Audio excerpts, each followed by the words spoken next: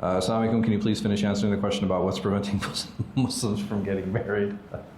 I don't remember exactly what I spoke about last time. I know that I had turned the conversation towards some of the youth and some of the reasons that they're choosing not to get married. I think a big part of it is the fear and misunderstanding of the other gender.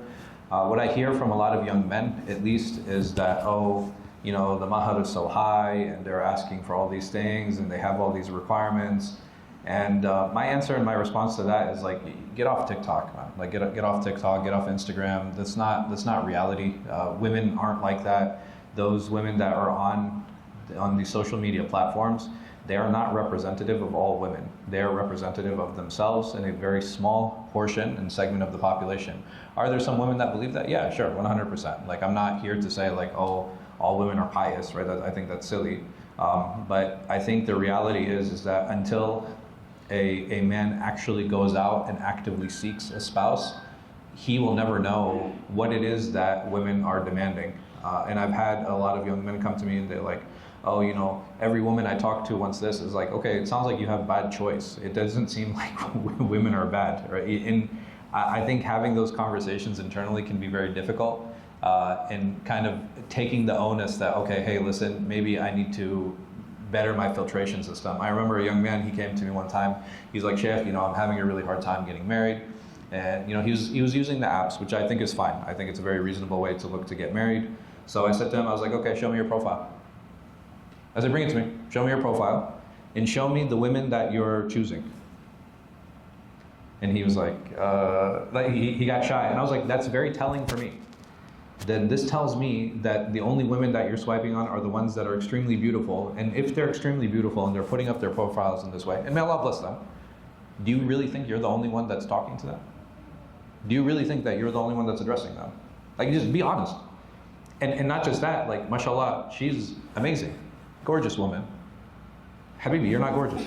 Like, and I'm not saying this to be mean. Like, I'm not saying this to be insulting. It's like, why would she feel that, at least just superficially, where's the match?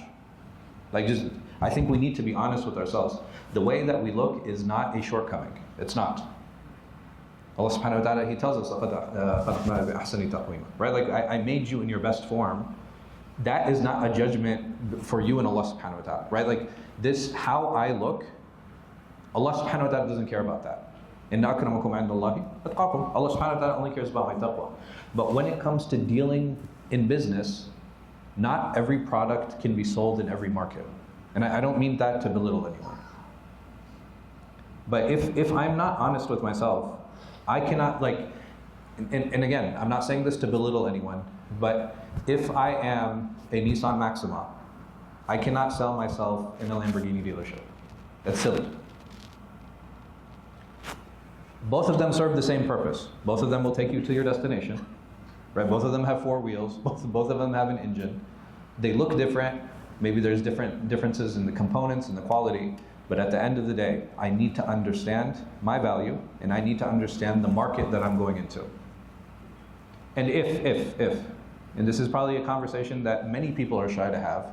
Okay, hey, listen, you don't want to pay 50,000 mahar. You don't want to marry someone who, you know, someone who is very picky, or someone who's like, so a young woman, maybe she's 20, 21 years old, extremely attractive, comes from a good family, they're asking for a lot of mahar. Okay, hey, listen, if you can't afford it, you can't afford it, it's okay.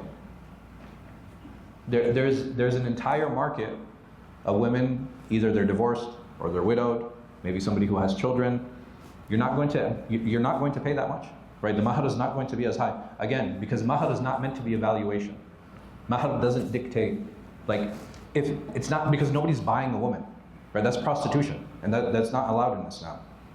A mahar is a gift, and that changes depending on where that person is in society. So, okay, hey, listen, oh, I don't want a woman with a lot of demands, and I don't want a woman who does all this, and I don't want to deal with all these things. It's like, okay, I mean, there's an entire market of women who are over 30, and it's very difficult for them to get married, which is real. Like, well, why aren't you looking into that market? No. I want to have my cake and eat it too. Why aren't these women who are considered higher value in the market, not in Allah's eyes, I want to be very clear.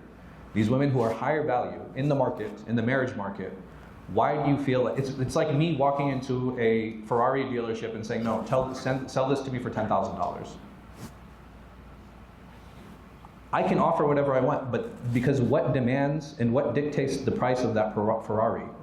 The market dictates that. I don't dictate that. And it's the same thing here. If there's a market in a certain space, and again, this doesn't dictate a person's value to Allah subhanahu wa ta'ala. And I'm only repeating that because I want to make a point.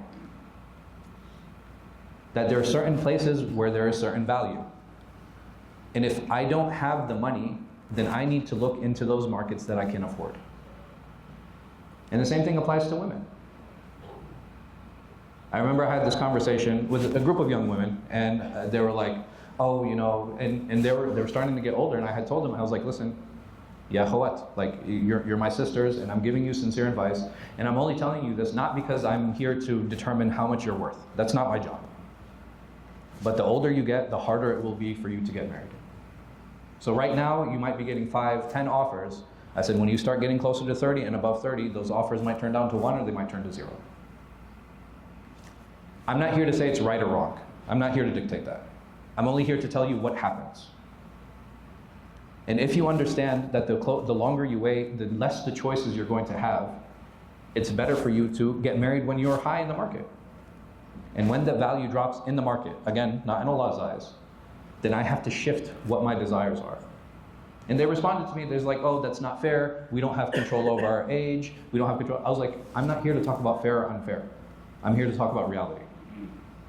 I said, let me ask you a question. I said, you're my sisters. Would you marry someone who doesn't have a passport? And they all said no. I was like, oh, this not is in control. He has nothing to do with that. I was like, what happened? I said, these are double standards. If we understand, again, market value. A person having a green card or a passport or a work permit or this, that doesn't dictate their value in Allah subhanahu wa ta'ala's eyes, but it dictates the value in the market. And if I'm willing to look in that secondary market, again, right, there's a primary market where people have high value in the market, again, not in Allah's eyes, and there's a lesser market where people have less value in the market, not in Allah's eyes. Where should I be looking? And the strange thing I find with men, as they get older, they get pickier. Like, it's very weird to me. Like, as they age, it's like they become so, it becomes more fine-tuned. It's like, no, she needs to be this tall, and her eyes need to be this color, and she needs to study this, and she needs to know this and do this. And I'm like, yo, what are you talking about? It's so backwards. And when we're young, mashallah, our options are fully open. Like, when we're younger, this isn't an issue. And as men age, it becomes more and more of an issue. It should be the opposite, right? When my value is high, I can be pickier. And when my value gets less, again, in the market, not in Allah's eyes, then I need to be more open. So my personal advice, be honest with ourselves, be honest with the market, and be honest with the value, the market value. Because if I can do those things, it becomes much easier then to choose a spouse. Versus me dictating on what should be paid, what shouldn't be paid, who should accept, oh, he should accept, or she should, why? Marriage, last time I checked, marriage is a choice. It's not forced.